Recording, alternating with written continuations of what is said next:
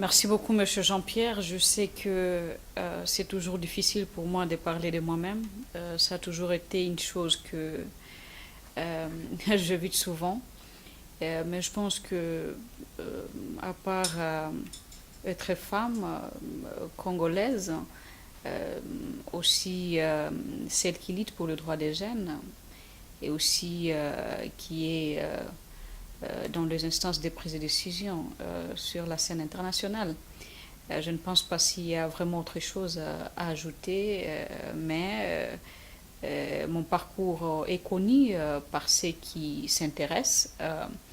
Et je pense que je ne saurais pas ici vous donner les détails dans cette interview ou dans cette émission, mais plutôt juste vous dire que je suis une femme congolaise et je travaille diplomatiquement et aussi dans mon pays pour le bien-être de mon pays et aussi pour le bien-être de mes compatriotes et aussi pour le continent qui est l'Afrique. Je sillonne l'Afrique, je sillonne le monde, bien évidemment, où j'ai passé toute ma jeunesse dans les avions. C'est pas du tout facile, ça n'a jamais été facile, mais pour faire l'honneur de mon pays, surtout la RDC, parce que dans tout ce que je fais, je ne pense pas que c'est Francine qui est vue par le monde, mais c'est plutôt mon pays, la République démocratique du Congo, dont j'ai la responsabilité de pouvoir euh, essayer de pouvoir montrer à la face du monde que les Congolais peuvent également. Et il y a des compétences dans le Congolais et que le monde, la communauté internationale peut faire confiance aux Congolais dans les instances internationales de prise de décision. Et pour moi, ça me réjouit quand je représente mon pays et quand je représente les continents dans tout ce que nous faisons. Et bien entendu, sur le continent africain, avec le gouvernement africain, avec les leaders des jeunes sur le continent, c'est une tâche pas facile. Ma lutte ne date pas d'aujourd'hui, ça date vraiment de longtemps, plus de 9 ans dans l'activisme et la jeunesse dans le monde, qui m'a permis de pouvoir sillonner le monde, les 5 continents du monde, de rencontrer des grandes personnalités et aussi une chose, premièrement, étant que femme, de me retrouver dans un monde très masculin, un monde un tout petit peu qui a des difficultés à pouvoir accepter les compétences de femmes, mais nous luttons toujours pour essayer de faire comprendre au monde et aussi chez nous en RDC que la femme peut occuper des places importantes des prises des décisions.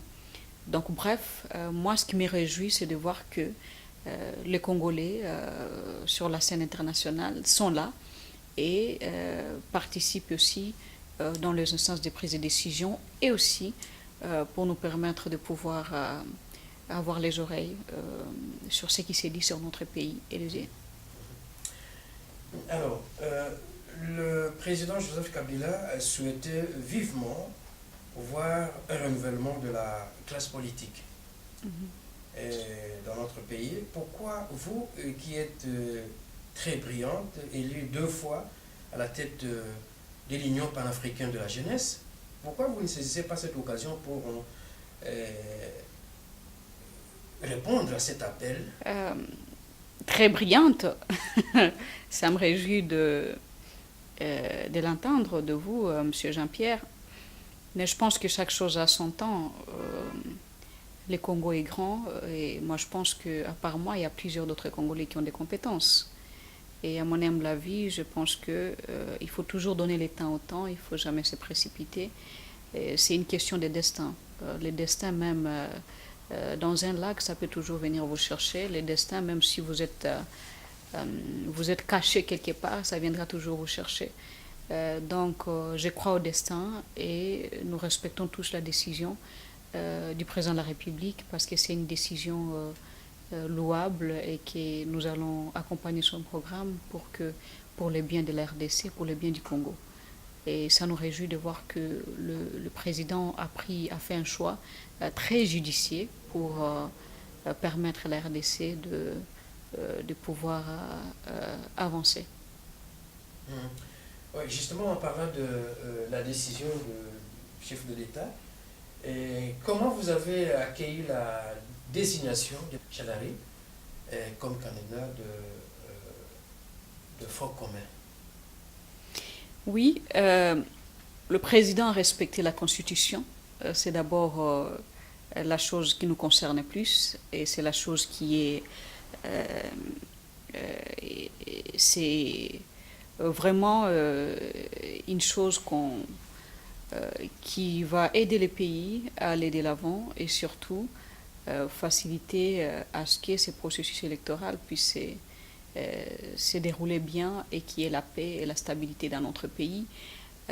Il avait promis et il a tenu sa parole, il a respecté sa parole et il a choisi, c'est lui qui doit prendre maintenant les devants comme candidat au fait de l'FCC ou de la majorité présidentielle ou du pouvoir pour être élu comme président de la République. Vous les connaissez personnellement? Pourquoi pas? Il a un très bon parcours, si vous me permettez de le dire, parce que il fut gouverneur de la province du Maniema. Il a travaillé au niveau local, au niveau national, comme vice-premier ministre en charge de l'intérieur et secrétaire général du PPRD, les partis au pouvoir. Et moi, je pense qu'il mérite. Il mérite parce que il peut aussi faire quelque chose. Ce n'est pas quelqu'un qui vient du néant ou quelqu'un qui n'a pas de compétences ou quelqu'un qui ne peut pas aussi faire la continuité de la politique du président de la République, Joseph Kabila Kabange. Donc, nous souhaitons au candidat Emmanuel Shadari bonne chance et que les élections, nous attendons les élections pour aboutir à ce processus électoral. Francine, vous êtes journaliste. Est-ce que ça vous tente de revenir? On ne sait jamais, la vie a plusieurs réalités, on ne dit jamais. Je suis journaliste de formation, j'ai fait 4 ans à l'université de Namibie, je me suis spécialisée en télévision et radio, et à part ça, je travaille 2 ans à la radio de l'université comme journaliste, et pourquoi pas, quand j'ai le temps, je peux de temps en temps passer à l'antenne pour faire ce travail, même en faisant ce que je suis en train de faire, je peux à un moment donné peut-être passer à l'antenne pour aussi exercer mon métier de journaliste. Vous venez d'obtenir votre diplôme de licence en droit? Oui, je pense que les femmes ont tout intérêt de pouvoir accroître les compétences parce que nous devons mériter, nous devons avoir des compétences qu'il faut pour être aussi compétitive et avoir la possibilité de bien se défendre parce que ce n'est pas facile d'être femme et être dans les instances de prise de décision. Et donc, ça demande à ce qu'à un moment donné, vous soyez à mesure de bien vous défendre et savoir ce que vous êtes en train de défendre. Donc, il est toujours important d'avoir des compétences qu'il faut quand on vous voit, qu'on ne voit pas une femme à qui on a remis des cadeaux dans le leadership, mais qu'on voit une femme qui se bat, une femme qui a des compétences, une femme qui mérite. Quand on mérite quelque chose, on est fier, mais quand on ne le mérite pas, je ne pense pas du tout que quelqu'un peut être fier des choses qu'il ne mérite pas ou qu'il ne mérite pas. Donc, il faut toujours avoir des compétences et quand vous exercez des fonctions un tout petit peu élevées au niveau du continent et aussi dans l'avenir peut-être au niveau du pays, donc il sera impérativement important de pouvoir avoir des compétences qu'il faut pour pour bien faire son travail et pour bien représenter les pays et pour bien travailler pour la nation. J'aime beaucoup le monde académique. Je pense parce que j'ai beaucoup œuvré dans ce monde-là académique au niveau de l'université en représentant les étudiants déjà à l'âge de 20 ans. J'étais déjà dans le conseil d'administration de l'université de Namibie. Donc pour moi, j'aimerais un jour enseigner à l'université, j'aimerais un jour partager ce que j'ai comme expérience, ce que j'ai comme savoir aux étudiants, aussi à ma génération. Donc c'est une chose que je voulais toujours faire parce qu'aujourd'hui, on ne peut pas seulement être dans ce qu'on fait, on pense que c'est ça la fin du monde. On peut faire beaucoup de choses dans d'autres domaines, et pas seulement la diplomatie, pas seulement la politique, mais aussi il faut être cette personne qui peut vivre en dehors de la politique. Il faut être cette personne qui peut vivre en dehors de la diplomatie. Il faut être cette personne qui peut faire autre chose parce que la vie ne se limite pas seulement à la politique, la vie ne se limite pas seulement à ce que nous faisons chaque jour. Donc il faut être cette personne qui a plusieurs talents et qui peut faire beaucoup de choses. C'est aussi important. Donc, il y a parfois dans la vie où nous arrivons à avoir des déceptions, par exemple dans le travail que nous faisons, et il faut avoir plusieurs options de pouvoir faire autre chose. Donc moi, je pense que j'ai toujours voulu de pouvoir demeurer dans le monde académique, surtout, et un jour, je ne peux pas me limiter là-bas. Moi, je pense que je vais continuer les études du droit pour me permettre de pouvoir aller plus loin parce qu'il y a les femmes qui m'inspirent beaucoup, à l'instar de plusieurs professeurs femmes qui nous ont dispensé les cours en droit depuis G1 jusqu'à NEL2. Et ceci, je n'ai pas commencé les droits aujourd'hui, au moment où on m'a élu présidente de l'Union panafricaine de la jeunesse, mais depuis longtemps, avant, en 2011 ou en 2012, où j'ai commencé à faire les droits. Et alors, mes fonctions m'ont trouvé à l'université en train de faire les droits et j'ai juste achevé les études que j'étais en train de faire. Donc, j'ai trouvé le temps parce que de temps en temps, j'avais le professeur qui me dispensait les cours en dehors des heures universitaires.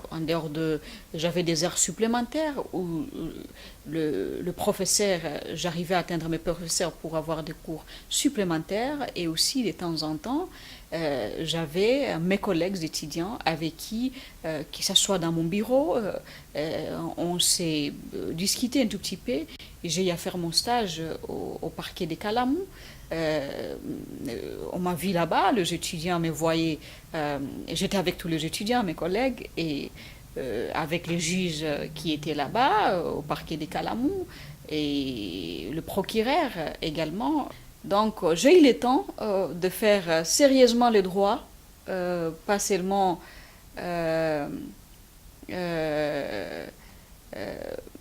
me retrouver à l'université, mais chaque fois, souvent quand je voyageais, je ne manquais pas des ouvrages dans mon sac. Et parfois, il y avait des vols de 13 heures, le vol de 12 heures, le vol de 8 heures. Donc, je m'étais à lire et à comprendre beaucoup de choses. Et aujourd'hui, je suis fière de ma distinction parce que ce n'est pas vraiment un cadeau qu'on m'a donné à l'université, mais je pense que je les mérite parce que j'ai eu à travailler et j'ai eu à faire les travaux que tous les étudiants faisaient. Et aussi, ce n'est pas mon premier diplôme. Mon premier diplôme, c'est aussi le deuxième diplôme que j'ai obtenu à l'université.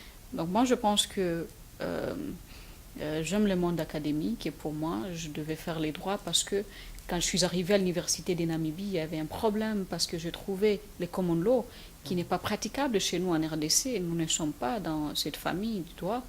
Et c'est pour cela que j'étais obligée de faire le journalisme à l'université de Namibie.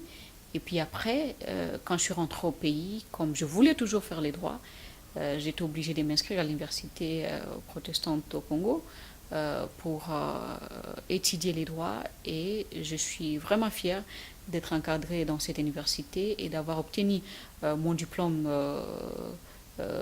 des licences en droit public international, et je remercie tous les professeurs qui m'ont dispensé les cours, qui m'ont dispensé plusieurs cours à l'université protestante au Congo, à l'IPC, de grands professeurs. Et moi, je suis vraiment contente parce qu'aujourd'hui, ça m'aide beaucoup dans le travail que je fais à l'international. Et parce que tout ce qu'on fait au niveau international, c'est les droits. Nous défendons les droits des gens, nous défendrons les droits humains. Et si vous apprenez les droits, surtout public international, dans ces institutions internationales, ça nous permet de pouvoir comprendre beaucoup de choses et savoir comment s'y prendre devant toutes les questions qui concernent le droit à l'international. Bon, parce que vous êtes journaliste et juriste, que je me permets de vous poser la question qui va suivre pour clore avec cette série de questions politiques. Vous croyez vraiment aux élections chez nous? Parce que le scénario qui se dessine maintenant, c'est que au mois de décembre, il n'y aura pas d'élection parce que l'opposition va boycotter. Et le véritable schéma, c'est la transition sans Kabila. Est-ce que vous croyez vraiment à ces élections? Est-ce que les élections auront bel et bien lieu chez nous, en RDC, au mois de décembre? Merci. En fait, je n'aimerais pas répondre à la place de la commission de la CENI, électorale nationale indépendante, mais plutôt, je pense qu'au niveau où nous sommes arrivés, nous n'allons plus reculer parce que la CENI jusque-là a respecté le calendrier électoral. Et moi, je pense que l'allure où nous allons, nous aurons bel et bien les élections en République du Congo. C'est notre souhait, nous devons renouveler les institutions. Ce n'est pas seulement un problème d'élection présidentielle. Nous avons plusieurs institutions que nous devons à tout prix renouveler. Nous avons l'Assemblée nationale, ils sont au-delà de leur mandat. Nous avons le Sénat. Donc, ce n'est pas seulement un problème qui concerne le poste du président, mais c'est aussi un problème qui concerne toutes les institutions. Nous ne pouvons pas continuer à avoir les mêmes personnes qui sont là pendant 15 ans, et pendant 10 ans plutôt, ou au-delà des 10 ans. Ça, c'est vraiment une chose qui n'est pas constitutionnelle, parce que la Constitution est claire à ce qui concerne les mandats qui doivent avoir les élus. Et c'est bien déterminé dans la Constitution, et nous devons respecter la Constitution à tous les niveaux. Ce n'est pas seulement question de pouvoir respecter la Constitution au niveau du poste du président de la République, et c'est aussi question de pouvoir respecter cette Constitution. Donc quand on dit respecter la Constitution, c'est respecter toutes les dispositions qui se trouvent dans la Constitution. Ce n'est pas seulement respecter certaines dispositions qui concernent certaines personnes ou des dispositions qui concernaient directement le président de la République, qui est le président Joseph Kabila, mais aussi les dispositions qui sont dans la Constitution et qui méritent d'être respectées du début jusqu'à la fin. C'est pour cela qu'aujourd'hui nous avons des divergences, parce que nous sommes appelés impérativement à pouvoir respecter la Constitution. Et si nous respectons la Constitution, cela veut dire que nous devons tous nous incliner pour aller à de bonnes élections sans pouvoir les contester, parce que tout ce que les gens cherchaient, c'est l'alternance. Tout ce que le monde cherchait, c'est l'alternance. Et aujourd'hui, nous aurons cette alternance parce que le président Joseph Kabila n'est pas candidat. Donc cela veut dire que la RDC, la Commission électorale nationale indépendante, le président Joseph Kabila mérite l'accompagnement de la communauté internationale. Notre pays mérite cet accompagnement, parce qu'il s'agit ici des Congolais. Il ne s'agit pas des intérêts de certaines personnes dans la communauté internationale, ni de certains pays au niveau international, mais ici il s'agit des intérêts des Congolais. Et si nous parlons des intérêts des Congolais, cela veut dire que nous devons accompagner les Congolais à avoir ces élections et nous aider à pouvoir sortir dans cette crise politique au pays, parce que ça n'avantage personne, ni la communauté internationale, ni la République démocratique du Congo, Parce que la communauté internationale ne peut pas continuer à voir seulement comme travail la République démocratique du Congo. Donc nous pensons que notre pays, la RDC, mérite quand même cet accompagnement de la communauté internationale. Et si la RDC n'est pas accompagnée en ce moment pour nous permettre d'avoir ces élections, je pense que la communauté internationale ne nous fait pas justice. Et nous pensons qu'en ce moment, nous avons la responsabilité, la communauté internationale a la responsabilité de pouvoir accompagner la République du Congo. Il y a parfois des États dans la région qui s'agitent. Il y a parfois des États qui sont manipulés. Mais la RDC, c'est un pays souverain. La République du Congo n'est pas un pays que n'importe qui peut se réveiller dans la région pour dire ce qu'il veut, mais plutôt un pays qui mérite d'être respecté. Les Congolais ont droit à ces respects-là. La RDC a droit à ces respects-là, que ce soit dans la région, que ce soit dans la communauté internationale en général. Nous avons ce droit d'être respectés, de respecter notre souveraineté, de respecter notre intégrité territoriale. Parce que nous ne pouvons pas continuer à être téléguidés ou continuer à être manipulés pour diriger notre propre pays. Ça ne se fait pas. Et nulle part dans ce monde, personne ne voudra à ce que tel et tel puisse venir te dire ce que tu dois faire dans ta maison. J'ai ma maison, je comprends les problèmes de ma maison. Si les voisins ont besoin de m'aider pour que, si j'ai des petits problèmes et qu'on sort, les voisins peuvent venir m'aider dans ma maison si j'ai besoin de cette aide également. Et vous me consultez également avant de m'aider dans ma maison. Vous ne pouvez pas vous réveiller parce que vous avez entendu des bruits dans ma maison, parce que je me suis battue avec mes enfants, et vous vous réveillez un bon matin, et vous faites des publications, vous faites des communiqués pour dire que non, voilà, vous ne gérez pas votre maison, vous ne gérez pas bien votre maison, et désormais, nous allons venir commencer à vous montrer comment est-ce qu'il faut gérer votre maison, ou vous dire comment est-ce que vous allez gérer vos enfants. Donc moi, je pense que nous ne méritons pas cela. Nous sommes un peuple qui mérite le respect de la communauté internationale. Nous sommes un peuple qui mérite, bien évidemment, le respect de la région. Et nous pensons que la RDC n'appartient ni à aucun pays dans la région, ni à la communauté internationale. Ça appartient aux Congolais. Et c'est les Congolais qui ont le droit de définir l'avenir de leur pays. Et c'est pour cela que nous croyons au patriotisme du président de la République. Et nous croyons également à la protection de la souveraineté de notre pays, sans pour autant permettre à qui que ce soit de venir nous dire ce que nous devons faire de notre pays. Ce n'est pas juste. Nous voulons travailler avec le monde entier. La RDC a besoin de travailler avec tout le monde parce que nous ne pouvons pas aussi vivre seuls, nous ne pouvons pas aussi travailler seuls. Nous avons besoin de la communauté internationale, nous avons besoin de la région parce que nous devons nous compléter, nous n'avons pas tout. Néanmoins, ne fût-ce que nous donner ce respect-là, nous impliquer.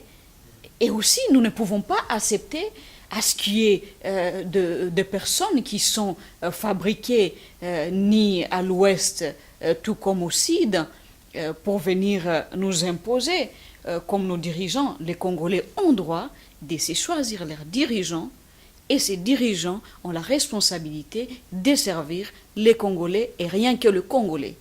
Et nul n'a le droit de pouvoir dire aux Congolais qui doit être votre dirigeant, qui doit diriger la RDC. Nous avons ces droits légitimes de pouvoir élire nos dirigeants, que ce soit au niveau local et au niveau national. Et moi, je pense que le monde a tout intérêt de pouvoir remettre ces droits-là aux Congolais.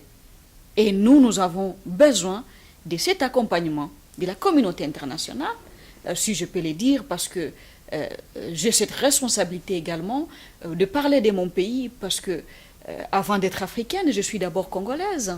Et si ça ne va pas au Congo, je ne peux pas sillonner le monde. Si ça ne va pas au Congo, je ne peux pas sillonner l'Afrique. Donc, nous devons de temps en temps aussi s'exprimer à ce qui concerne le problème de notre pays, la RDC. C'est simple, le président Joseph Kabila a respecté la Constitution. Nous sommes en train d'aller aux élections. Nous avons besoin de la communauté internationale de nous accompagner pour avoir de bonnes élections, mais pas à nous dire qui doit diriger le Congo. Merci. Nous allons terminer cet entretien, mais il me reste deux ou trois préoccupations par rapport à vous. On dit que vous êtes très puissante, intouchable en RDC. Francine, qui se cache derrière vous? Pourquoi vous êtes intouchable? C'est Dieu qui est très puissant.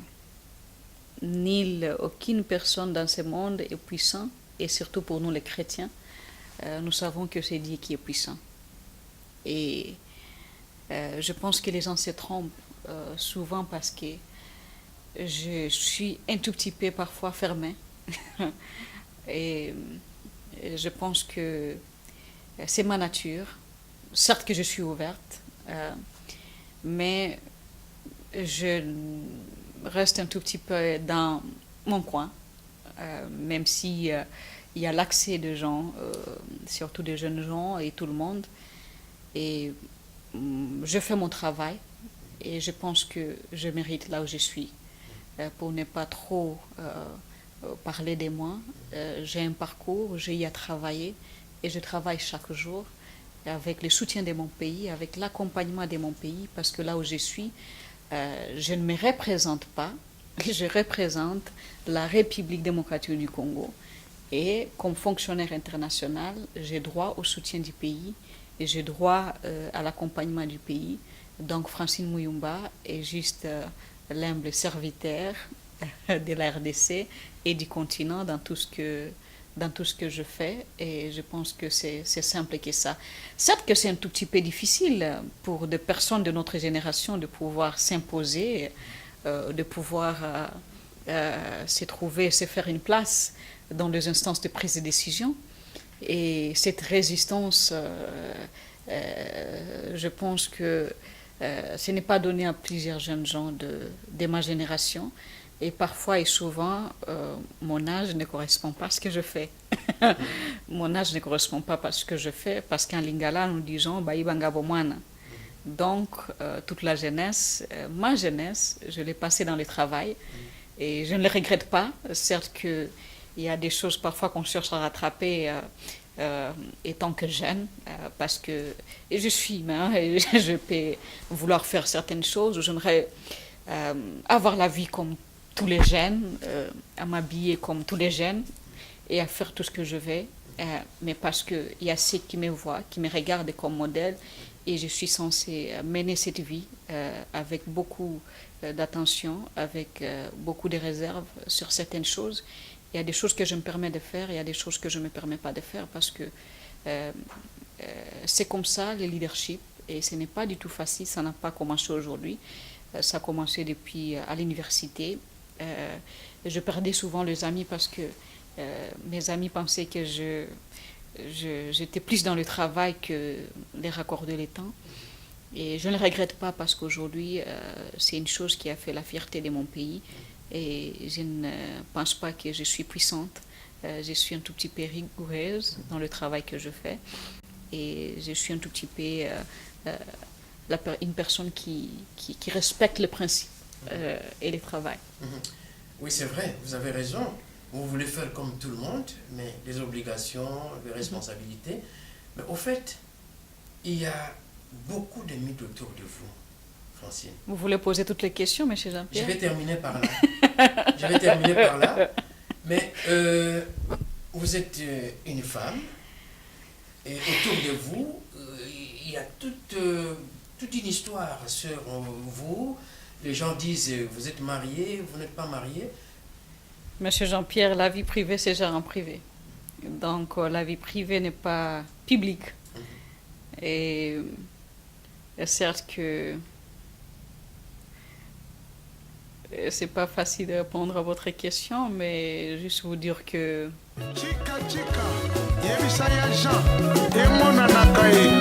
Charlie Moussoamaï,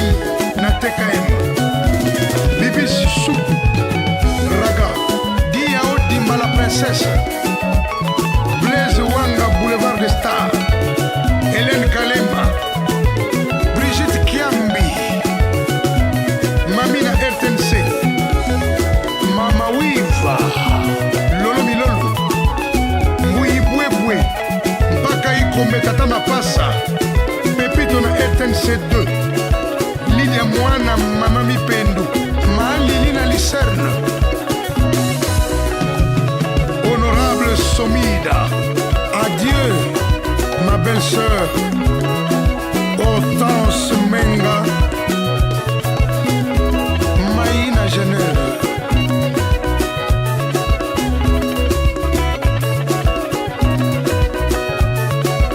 Ça c'est la mort. Lisetta Issa Baïsso na bon marché. Jean-Claude Ntingi na Bundes. Flori Movoto. Papa Prosper du Bénin. Pati Kobangende Konangai. Sai na Londres. Emma Meya Fondation Lisalisi. Mbuta di Mbuta.